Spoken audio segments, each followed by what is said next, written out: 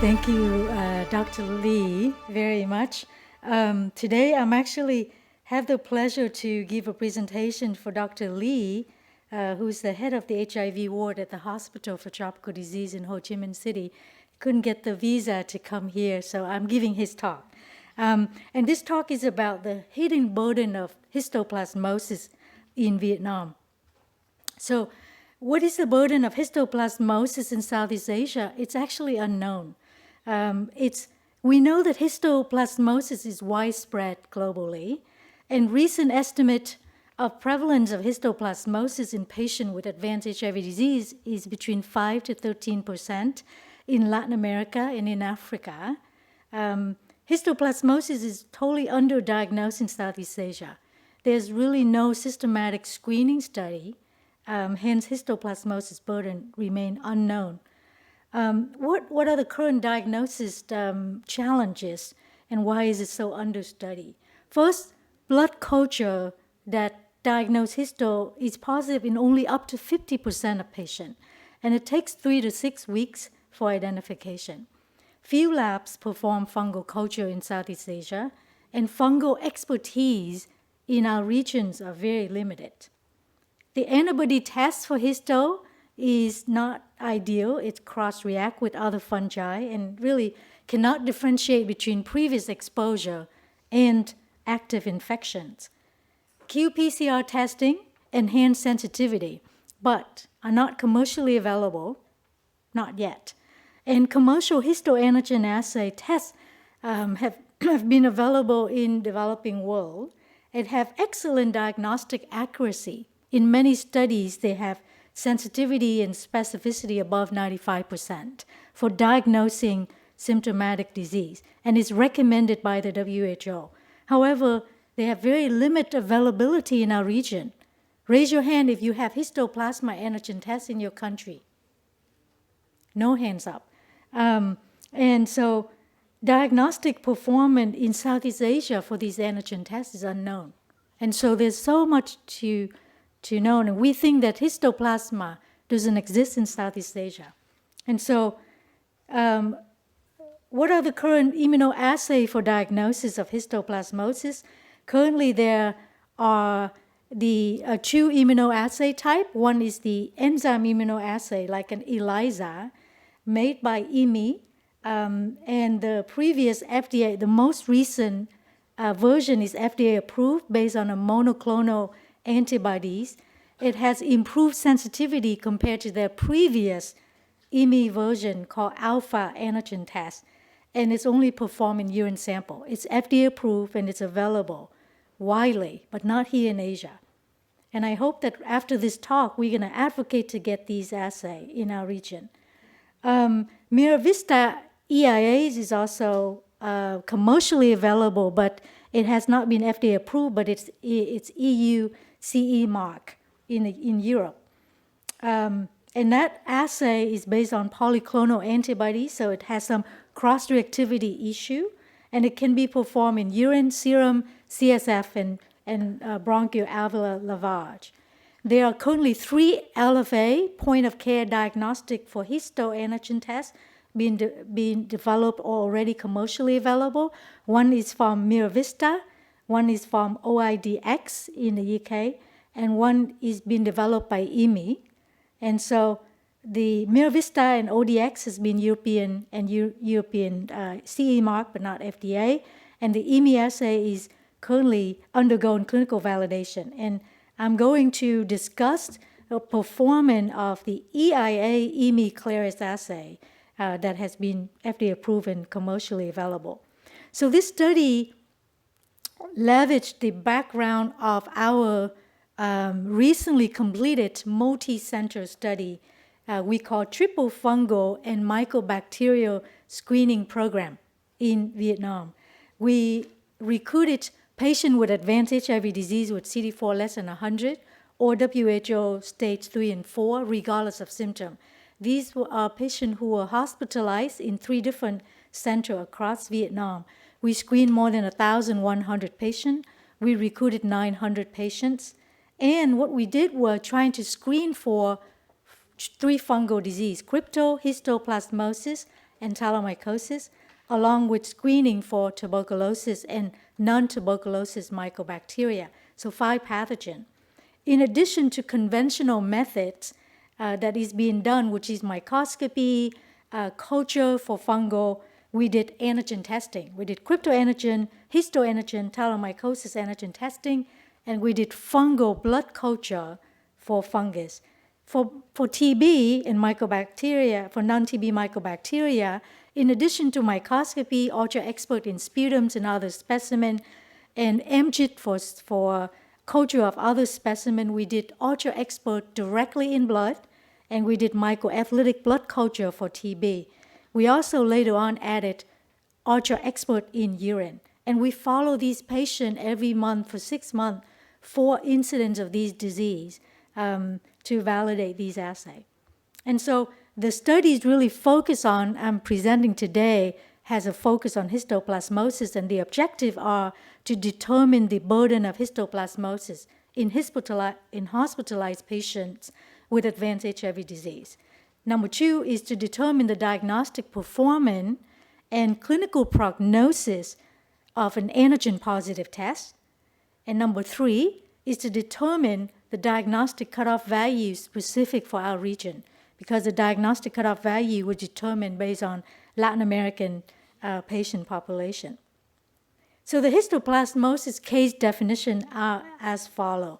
For proven diagnosis, they have to have compatible clinical syndrome plus culture-confirmed disease.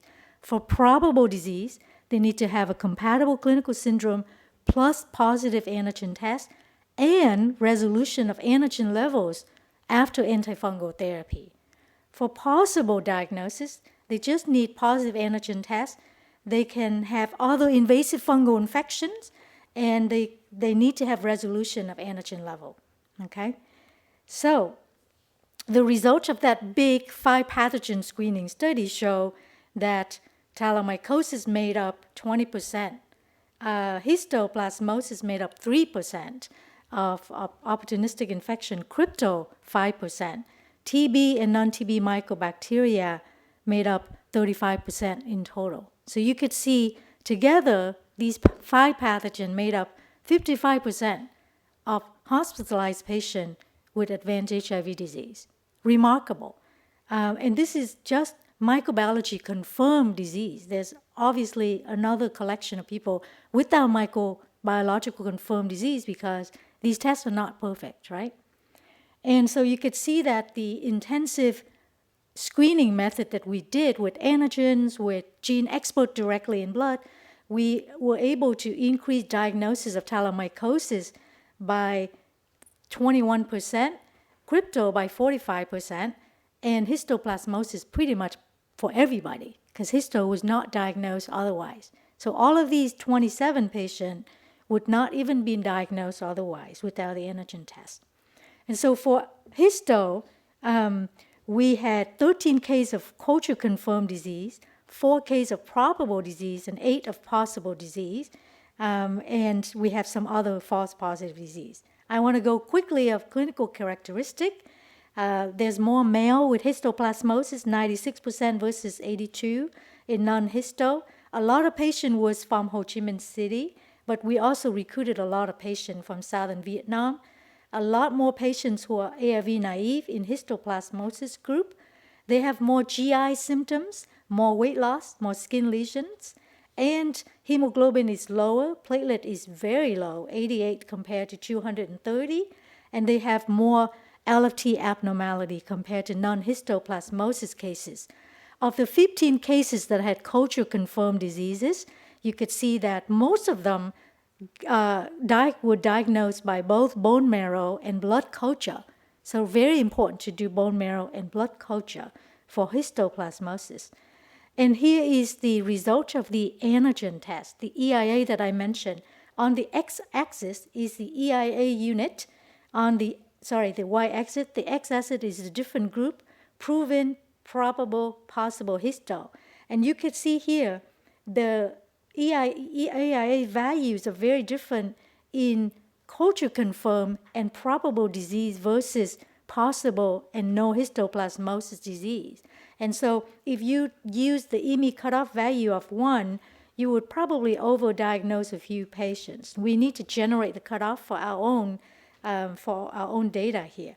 And here, the figure on the right show you the antigen dynamics during antifungal therapy. And it takes over 6 months for antigen to go down, but they go down. So they can be used to monitor patient. They may not tell you about treatment effect, but they definitely tell you that the patients are doing better and taking their antifungal med.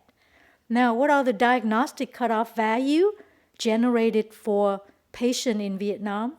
As you could see here with the ROC curve and Uden index, we come out if you exclude people with probable disease, the EIA cutoff is a bit higher than the IMMY cutoff of 1.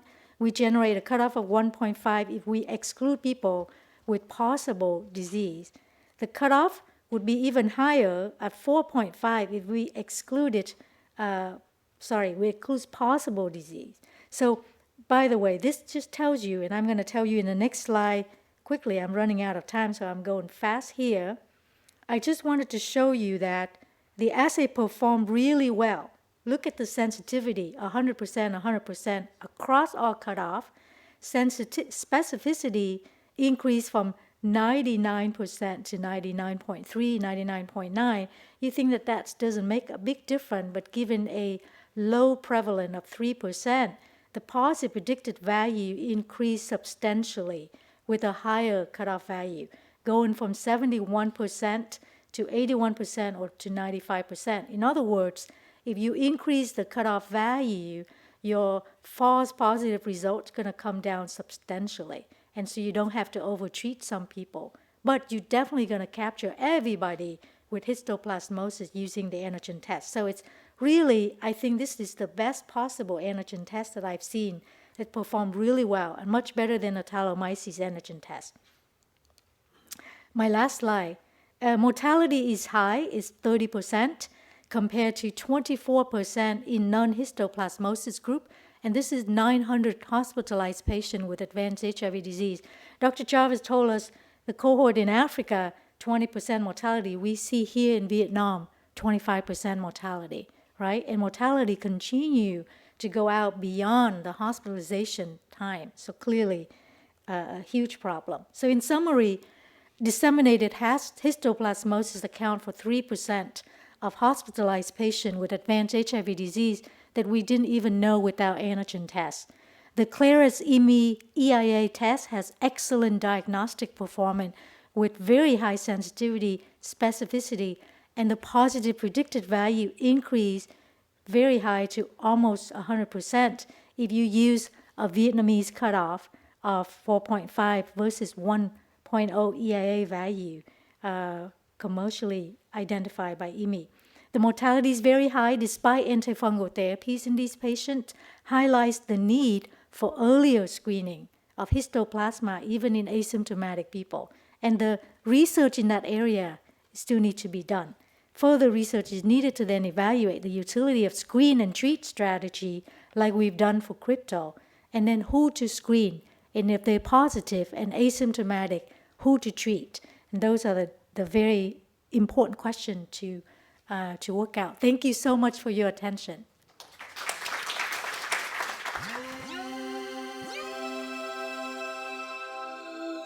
Yeah.